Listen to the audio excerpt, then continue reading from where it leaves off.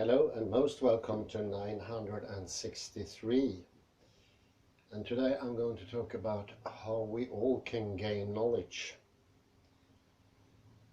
Let me just introduce it like this. We live in a time where food, water, housing and health to the greatest majority of Earth's population comes easily and without too much struggle. So we live, so to speak, in a wealth that has been unprecedented in human history. And not only do we have more than any previous living human beings, we also do not have to do much to gain that. We also live in a time of greater security. We don't have to be afraid of violence to the same extent as in previous times. Plagues, starvations, wars, and so forth. For most part, the difference is enormous. If you compare the pre-industrial salary to the modern one would have to work 17 times more in pre-industrial era to get the same value for that working hour. When it comes to food, housing, clothing, transportation and so forth. So we really do live in a time of plenty. And people are susceptible to a lot of arguments why we have it better than any time before. There are different reasons for this. We have gained equality between classes. The old class system of the French is gone. We have justice for everyone, an equal justice that doesn't tell apart from what class, what race, or what ethnic origin you're from. There are also justice in a way that was not present before. Justice that encompasses all stratas, all levels of society, and makes for a fairer society when they come to the outside value, security, obligations, and so forth. You are protected when it comes to legal business. Many countries even get a free attorney to protect you in dire needs. That didn't used to be the case. You were just judged. And I think this all builds up to a very pervasive argument to accept the idea that we are better off today than we ever been before. And you often hear this argument. We live in the best of times, to paraphrase Hobbes.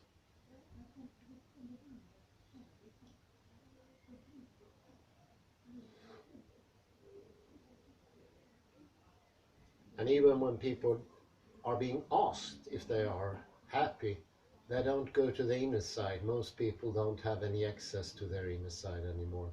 Instead, they use equations, numerals, and arguments that are possibly not even their own to say if they are happy. Apparently, Danish people are the most happy in the world, and that is caused by a sort of conclusion made of different propositions. I call that technical knowledge, where you from the outside, from an unknown perspective, an origo, or maybe a sort of Laplace demon, decide what happiness is from the outside. And of course, as we mentioned earlier, people do not have much access to the inside. I think it's a whopping 12%. I actually get new figures here. I thought it was 4 to 5%. but it is progressing exponentially. Now we know at least it's over 12% of the population do not have any access to their inner world. Their inner world of emotions, feelings, proprioception, the bodily pleasures and so forth.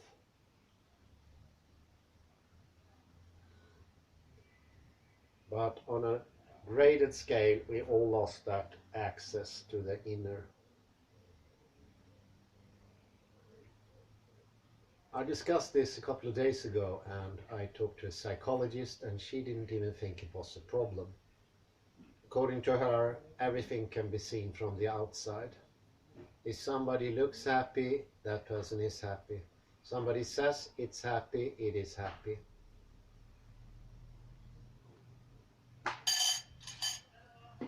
That could be true for an animal, like a dog. An unhappy dog doesn't wave his tail. But to use that animally or metaphor for a human being, just because the human being wags its tail, does that mean it's happy? I think psychologists sometimes seem to be at that level. We are not so far from Skinner as we think. Maybe even the very idea that you can sort of learn what people are inside from a book or some sort of education doesn't make much sense to anyone.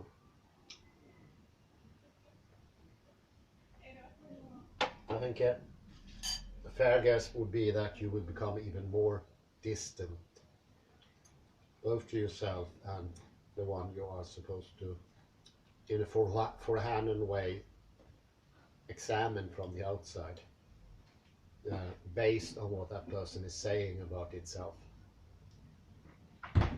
That defies the idea that we today don't have any real access to our inner self. Still, an interview should cut it. We also know that words have little, if any, effect if they're not spoken in a voice that is complex and fractal in itself. And if you don't feel closeness to the person, which I wouldn't expect to find in a doctor-patient situation, very little will be transferred.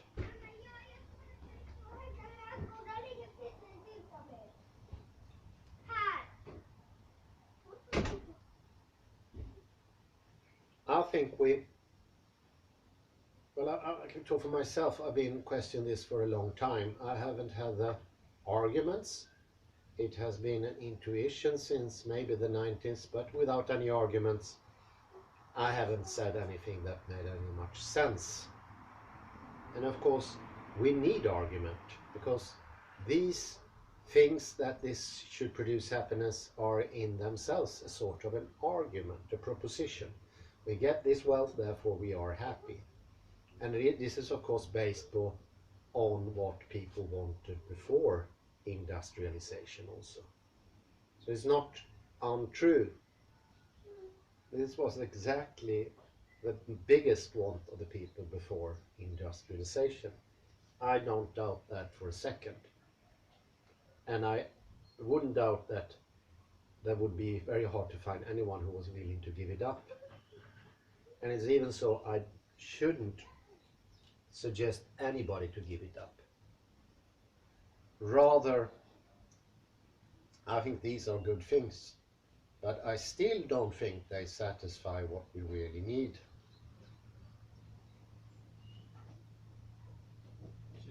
Hallå där! Jag ska bara pausa här.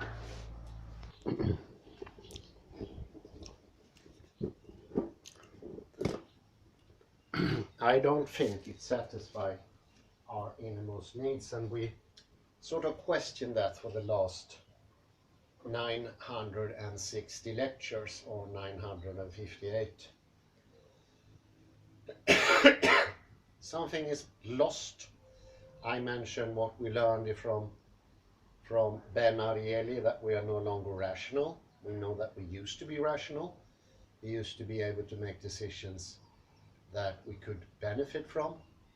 Now, the regular decision a human being does in the Western Hemisphere is no better than chance. That is in itself a scary thing to know. And one way of looking at it, not the only one, be very careful here, one way of looking at it is that the whole lecture series could be interpreted as doing the questioning as Spengler did about modernity and the benefits of it. That we haven't gained so much as we think, or what we wanted, this is better put, what we wanted before industrialization and which we actually got didn't serve to 100% those purposes that we thought it would. And I'm even certain it did for a while, at least. But coming from E. McGilchrist, the notification of boredom is very prevalent already in the late 18th century. And it does come from people who has it all already. It's the noblesse that's complaining. It's the bourgeoisie that's complaining of boredom. And I would say boredom is the most serious complaint. You'll have to be autistic not to understand. If somebody from the nobility that has everything still complains, something is really at lost. I think I would complain if I was a farmer, but be rich in that era when so few people were rich and still complain, that goes to show that something is very wrong. And that was actually the first time in world history a great part of the population in the richer classes did complain. Never happened before. Did happen, one Roman here and there asked for life to be a bit more joyous, but it was very rare to hear outright complaints. And I think we learn to ignore those complaints. Complaining is actually quite a deal, I'd say. And this is something we realized with burnout syndrome. One of the most clear symptoms are the complaining.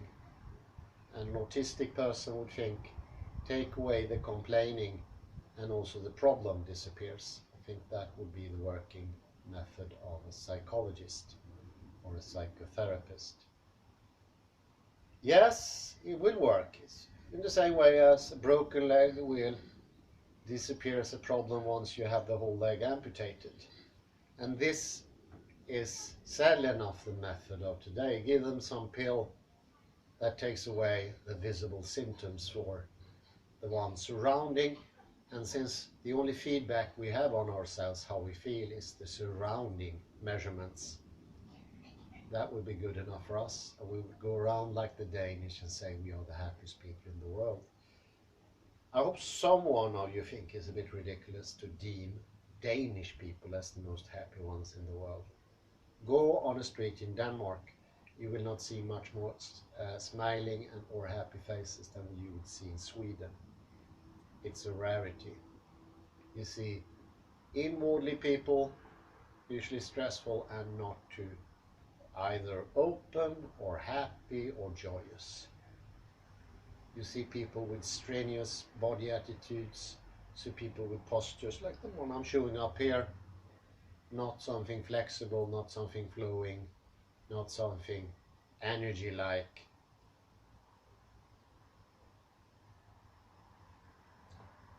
We saw also from Wittgenstein that we are misunderstanding language itself.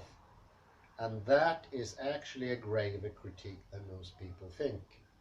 I think it's some sort of a crossword problem or something. But think about it this way.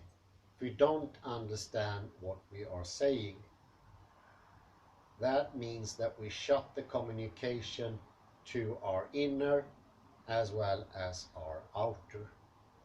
So the critique of philosophical investigations, and I would say it's a critique because it is not something to be learned and memorized, because it's a liberation book according to the author himself. I'd say it's something of a critique or a pointing out that we do no longer understand ourselves. And it wouldn't be unfair to say that Wittgenstein himself would say that the modern time is when we lose language itself. And that makes it, of course, much harder to fix the problem when we can't communicate it anymore. We can't read off our inner status to know that we are unsatisfied. Neither can we communicate to others what we feel, because we don't have any communal language of it. And that came with Heidegger, a new language, and that clearly pointed out that we no longer make ourselves understood to ourselves. So we can't know whether we are happy or not. But doesn't it make sense? It doesn't seem likely that we are happy if we don't have any inner awareness. And I suspect the lack of inner awareness means that we can't change our thinking either, because what we are unaware of is bound to be automatic. And here we come to Derrida, automatic reading of texts, something that is new. It is not something of the past. We read texts like they should never have been read. Clumsy, without clear intention, without a projected idea of what it is. And then we don't have any meaning, and we just get polarization. Polarizations are a sort of sloppy reading, where we divide everything that catches our eyes into either one thing or the other. Gadamer points out that the modern man is the authoritarian man, the one that takes orders and gives orders. And I said no, he or she I should say, but it's close to say it, because if you even lose your sovereignty over your own decisions, how can you call yourself he or she? Maybe it is a more fitting description, fitting pronoun. We have voices coming from Spengler, Gadamer, Husserl, Heidegger, and more than anyone else, Jacques Derrida and all these neurologists of modern era, that shows that ordinary language that we used to base neurology and science of cognition, the somewhat dim but still very persistent gestalt of an outer world, is an impossibility. It's proven. So another log to put on the fire of burning up the idea of happiness in modernity. The common view of the world as being out there and isolated and unaffectable is wrong. Absolutely wrong. It's proven wrong. And it's actually proven wrong also with Gödel. It's an impossibility to have an outside viewer like Laplace. I still would say that 99.999% of the population do willingly accept a Laplacian demon, or some sort of panopticon feature of the world, somehow, without much explaining, more or less an emotional idea that everything is being watched constantly.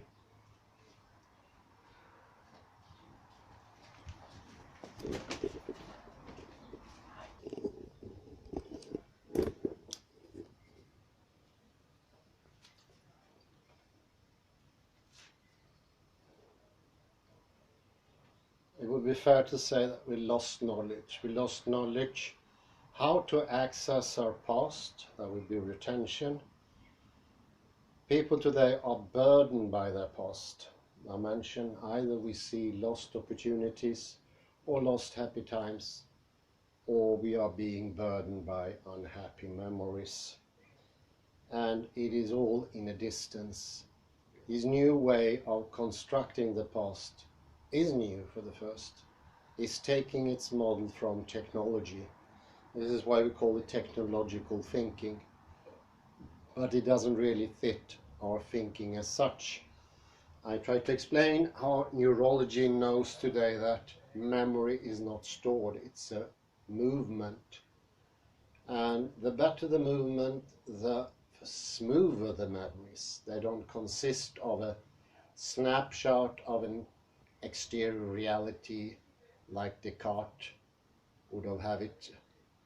Representationalism is gone, but there's a lot of things that we still upheld, and that idea of a passive memory is one of those things that no longer is valid or legit within neurology or science of cognition.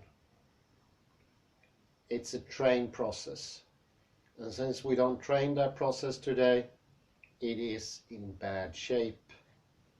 Just like we atrophy if we don't do exercise, we have atrophied in our retention ability.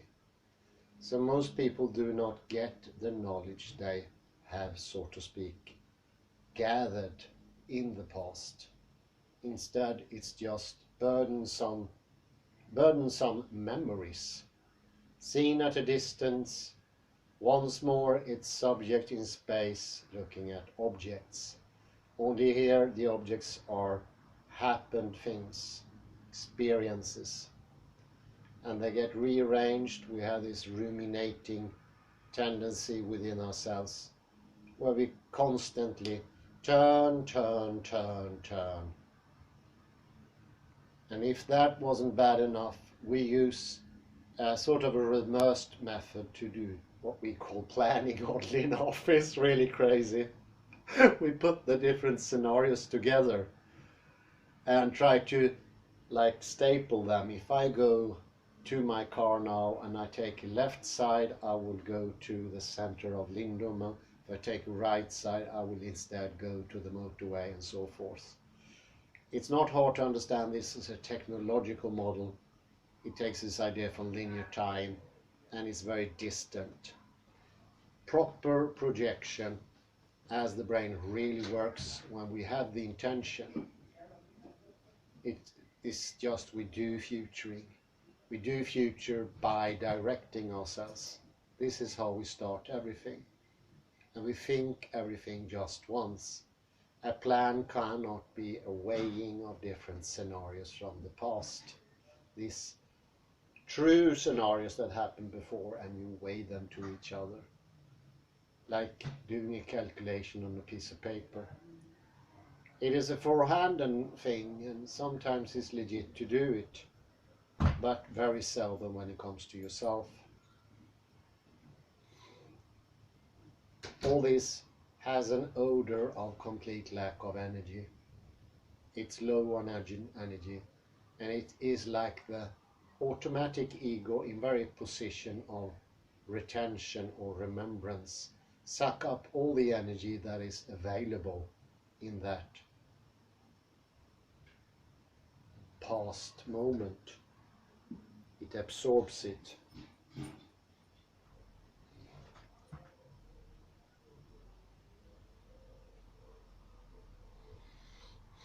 All things becomes very distant, and it's a very strict division between object and subject.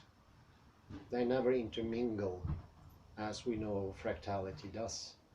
It's far away, and our voices changes from a voice of presence and tonality to this shallow whisper of a voice, but it doesn't have the same level of humanity.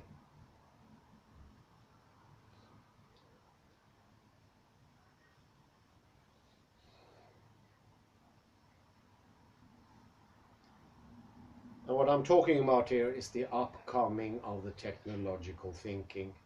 We're already established an idea of subject in front of object in space, that localized without being very clear, and not a directed localization, not an intentionally put localization, but just generally localized somewhere.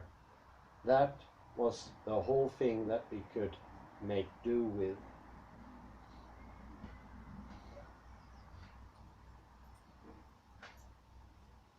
It is, of course, the amnesis that is in work here. The only mode of being has become what? What are the memories? What are their effect? What are the degree? What qualities do they have? There is no why here. Why carry much more energy? Why asks for direction? It asks for a connection. So the memories make sense with a why, but they never make sense with a what. How could they? It is like building a boat and you don't ask the why question. And you start putting wheels on the boat. And you just ask the what question. And the what question is, are they new? Are they good quality and so forth? Instead of asking, why should we put tires on a boat? Why you shouldn't? Well, unless to protect it when you go into harbor. Why question is the forgotten question, and it's odd that both Edward de Bono and Martin Heidegger pointed it out almost at the same time. There's 30-40 years in between, but it's not bad. Those are the only two, except Derrida and to some matter Merleau-Ponty, that pointed out. And Edward de Bono tried his whole life, that was ended last year, to show to people, please ask the what question.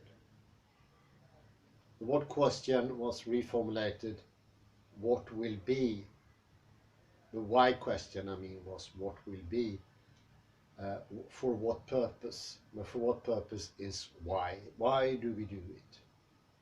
Otherwise, when we are in what, we get stuck with the old things. What doesn't have the ability to change profoundly. If you ask what to tire, you might only be able to change the brand of the tire. Nokia, Hakkapeliitta, or Michelin, or what more you have. That is what questions. Only the why question can remove the tires from the boat. Only the why question can go into memories and you can see directly what purpose they have in your why. Where you going?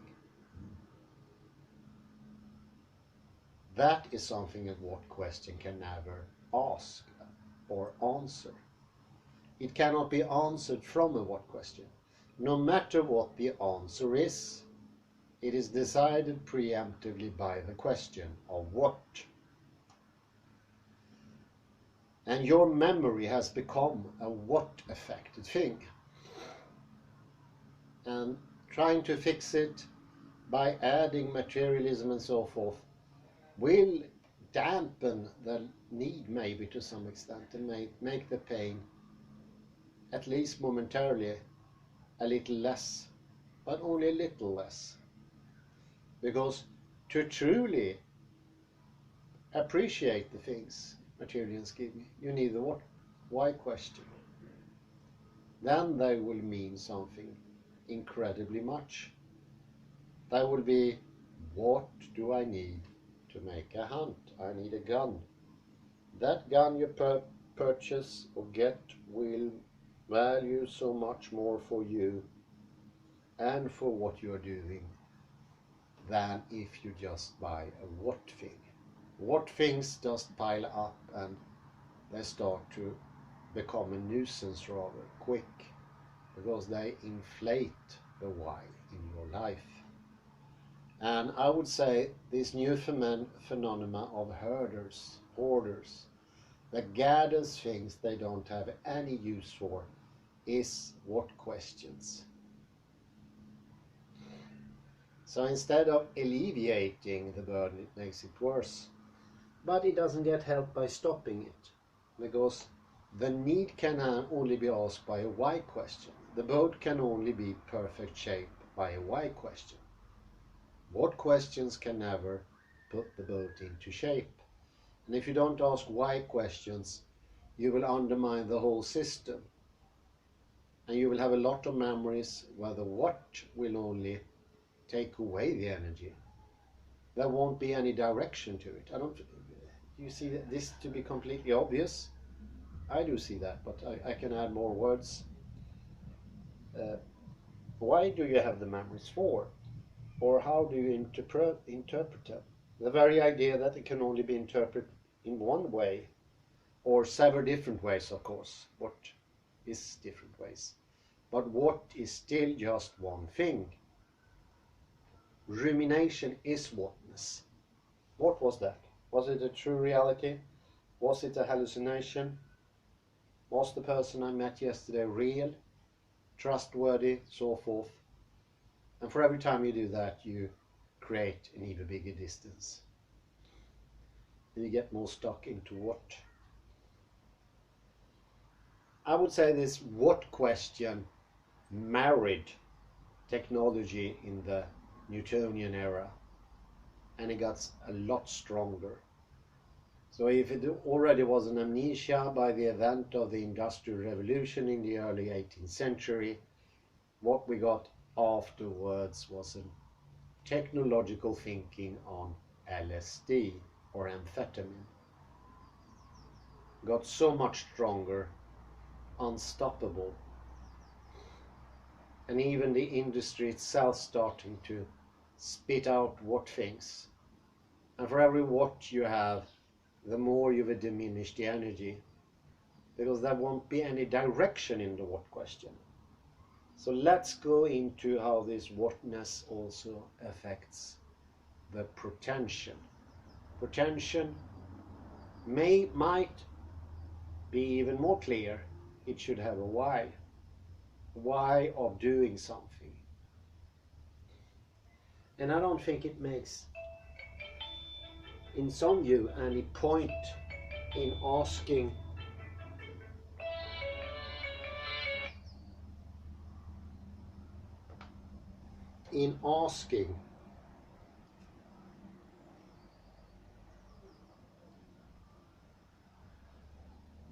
if it is like the things I remember, the things I do should be done for me, because the whole language is built on that. It could be that to say that pretension has to be led by intention might be an extra added thing that doesn't serve any purpose, and therefore it can be confusing, because the very language of pretension, retention and all other words take its value from the awareness or the whyness. Going where? It can't be made any other way. You have memory for a why, and you do pretension for a why. That's built into the system, so to speak. This is somewhat similar to when we speak about language game.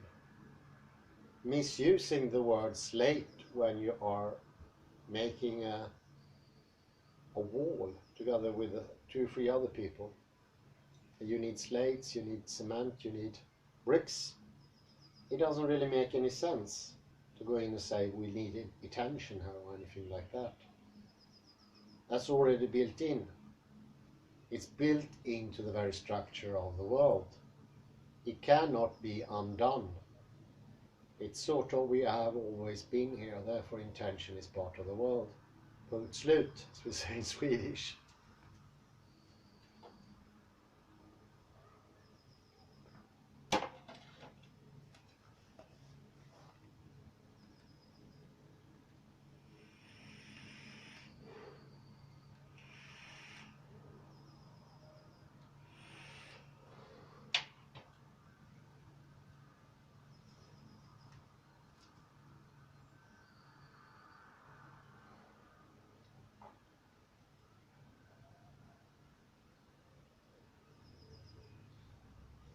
You can actually say that Newtonian physics was deconstructed by Julian Barber, and he put the why into the universe once more.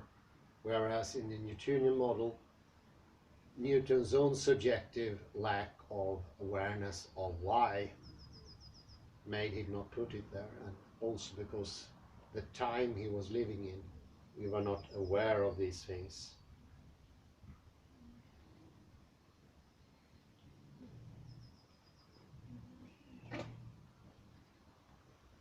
We also forget that we forget, and I think that is part and parcel of the whole thing. The amnesia has a friend, and that's the amnesia of the amnesia. We forget that we do not have a consecutive thinking line. There is no external reflective consciousness that can notice that there is actually stops in the thinking process.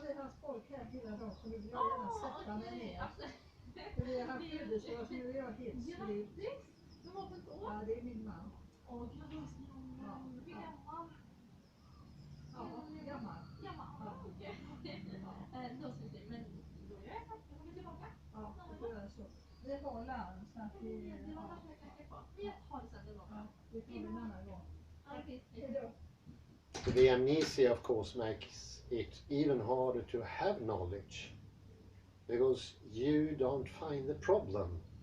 The lack of externality makes it sort of invisible somehow. There is no subject that can understand. So the sheer understanding is taken out of the picture. And therefore we don't notice we forgot. And there is no permanent awareness, because every moment is used up by the ego.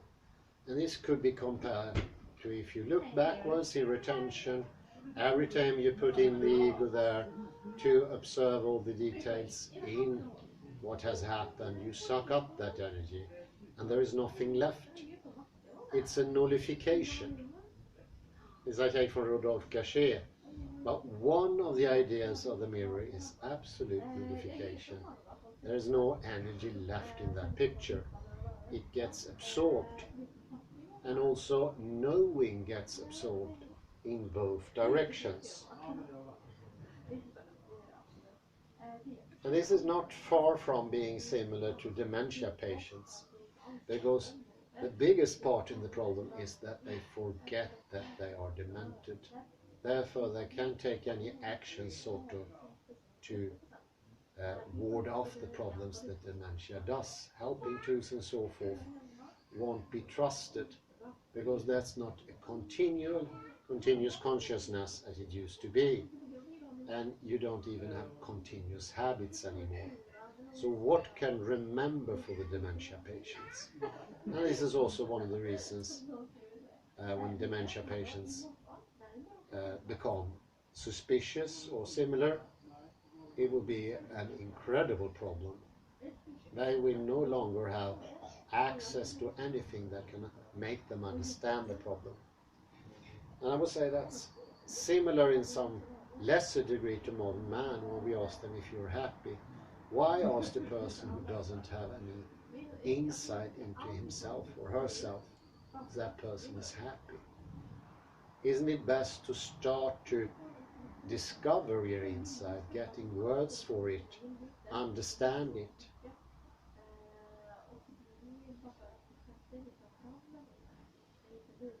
But forgetfulness is not irreversible. It can be something we turn upside down, because we can rediscover our existence. The why question is a part of that. Asking the why question means that we realize that the existence always has a purpose to it. And existence without the purpose is a very shallow, superficial, almost non-existent existence. And once we start to remember, we can be able to look more inward, and thereby also gain access to outwardness. And we can learn that original truth, goodness, pride, morality, beauty is no longer far, far away. It is something that is close by in your very own experience. And here you can find wealth. This is true wealth. It's not the wealth that would be unaccepting to money value or anything good in the world. No, it is accepting of everything. It's a true acceptance of the gifts of life, but it also means that there's constantly a welfare, because you have a why. You have an understanding why you use something. There's a lot of discussions about mobiles. It's only when they lose their why that they become problematic. When you do what things with them. And I would say maybe the buying of the latest iPhone is a more of a what question. What is the difference between iPhone 11 and 12? Actually take the format. When the question should be, why should I have a new one? And if you can answer that, yes, you will enjoy the phone much more, because it comes into true existence, not an automatic existence that is sort of assumed or indicated by the what asking.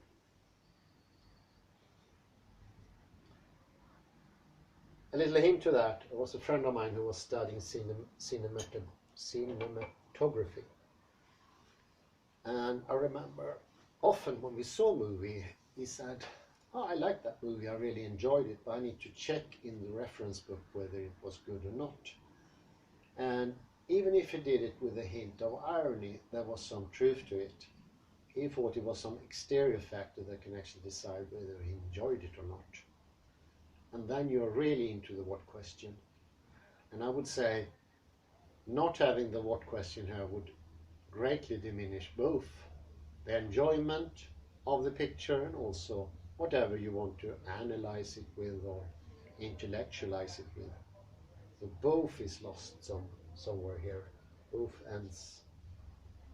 We also have this person, Janne, which I had a discussion with, and he said that he didn't know anything about space and time, but he trusted someone else. He didn't even mention who that would be. He just said experts, because it's all mathematics. How could that be? You are part of space and time. How can someone else tell you? It didn't even make sense. And this last thing was said without a hint of irony. I think it's still indicative, but I can't understand what he tried to say. It's just absurd. It's like there is a Laplace demon in his life that takes care of his space and his time. Of course, it is still him who takes care of it. But by not asking the why question, getting too much into automatic thinking, this ego and object in the more shallow and lack of energy wise way makes it impossible for him to feel what's happening. And saying that the expert should decide, it's impossible. You don't have access to their decisions.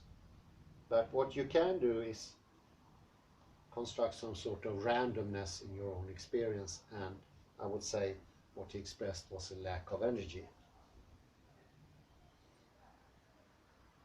This is distinctly vague, and it's of course an ontic take on the whole thing. Everything is already established. I'm a subject in front of object in space.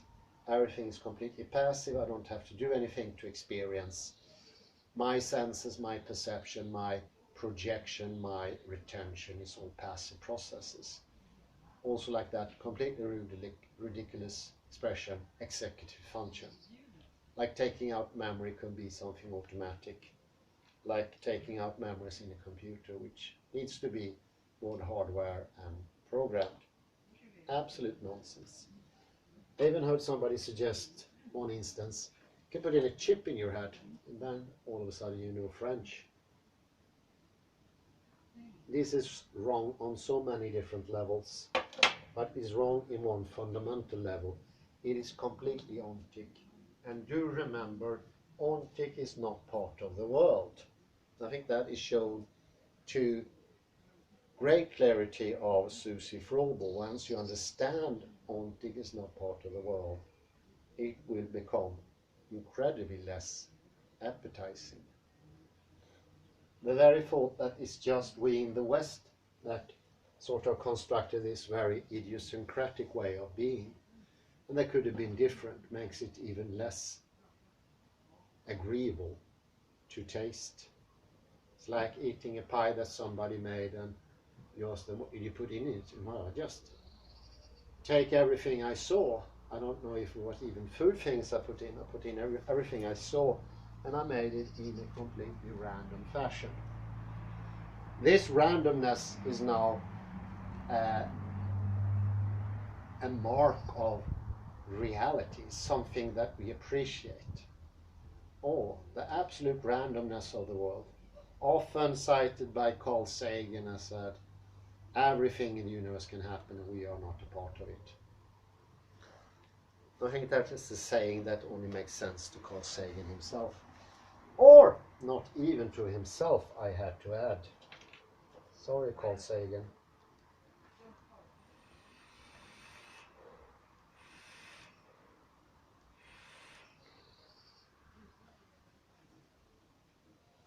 Music is often mentioned example from Susie Froebel, and music is excellent because it defies the whole idea of an absolute present. There can't be a metaphysics of presence of music, because then it would only be one note by one note by one note. It could not be the start of the melody, neither could be the end of the melody, nor the totality of the melody. One great example is the last concert of Bach. You hear it to end completely all of a sudden, and you feel this lack, but you also felt when Bach wrote that, he had the whole thing in one go. He did not technically write out the last bit, but the totality was there in every note. You get that sense of a totality. And we can't finish it, but you get a feeling it was whole. How could it be a song if we have this metaphysics of present, if it's only now? We feel both the start, the end, and the whole thing, as well as the individual note. That is reality. This is again and again emphasized by Susie Froebel. We forgot this. We can't have just now. Doesn't really work. It does not even become a now in the end if we do that. We have nothing. We have just a cutting off of things. Like cutting a salami in two. You don't have two ends anymore. You double the amount of ends.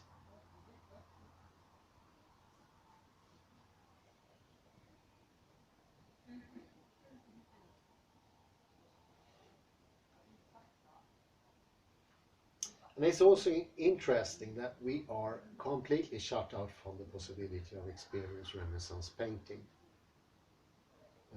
More facts I found on the net for this, but I got an even better example. I experienced myself people learning how to paint Renaissance painting. They can paint it, but they cannot feel it. This is also odd. Because their lack of actually feeling it makes their skill less, makes it for less creative painting, of course. But even by painting it, you don't access it. That shows how hard these things are. We think it is like almost stupid, is oversimplified. Just open your eyes some more or spend 8 hours in front of, for instance, Caravaggio's The Death of John the Baptist. It won't matter if you stay there 10 years. You need to learn how to train your fractality. And although it's not an easy task, it becomes much easier after these 900 lectures. You don't even have to listen to all of them. I feel now how language is becoming progressively simpler because I understand that simple words are just are iterations of more complex, other harder to get things. There is an iteration also going from mathematics to ordinary language. And by training my own fractality, probably with the help of you, if you start training fractality, we'll be able to get into the iteration on the lower level. That would be sort of an extension of Susie Froebel's work and Derrida, Heidegger and Rudolf Cachet into common day language to show that both sides goes at the very same time without we missing out on anything. Might be the most convincing proposition. We don't lose out. Do understand that. It's no loss. Usually in perception there is a complete loss. Where I look at something, an object, it's just the object. The subject is no longer there. You can have both, and reality is built on both. You're 100% subject, 100% object. Because there are two fractalities that meet each other. And that is what makes up reality. And in time, that's a now. It's an extended now with a big N. And that clearly shows that we get more of everything. We don't lose out on anything in time. And we don't do it in space either. We gain in both ends. There is no loss here.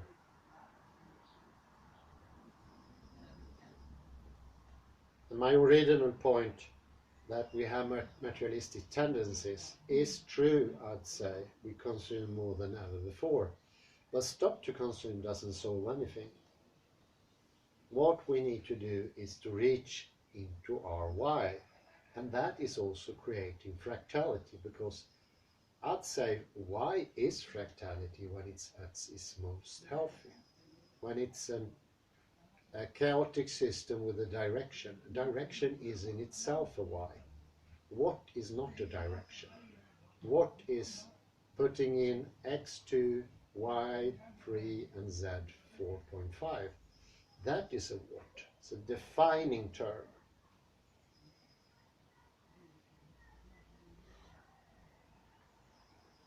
And I'd say this tendency to not get into your own past and see that as a tremendous source of knowledge and understanding, and instead have this really far away look at it.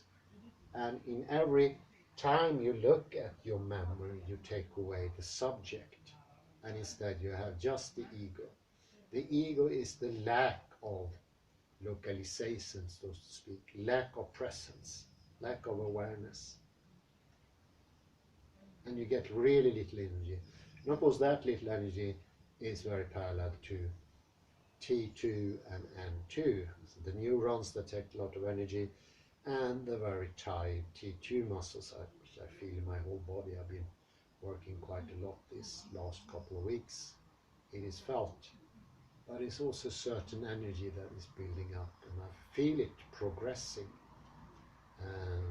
Nobody knows, it might progress exponentially, but there's an energy going from my fingers and my feet, sort of. It started there, vividness and instances of, I wouldn't say absolute presence, but more presence.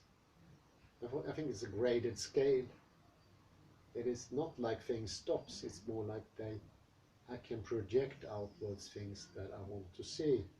And then I see the true reality of things, which is my projection of what I want to see, the why, and then I get a why back from reality, the exogenous.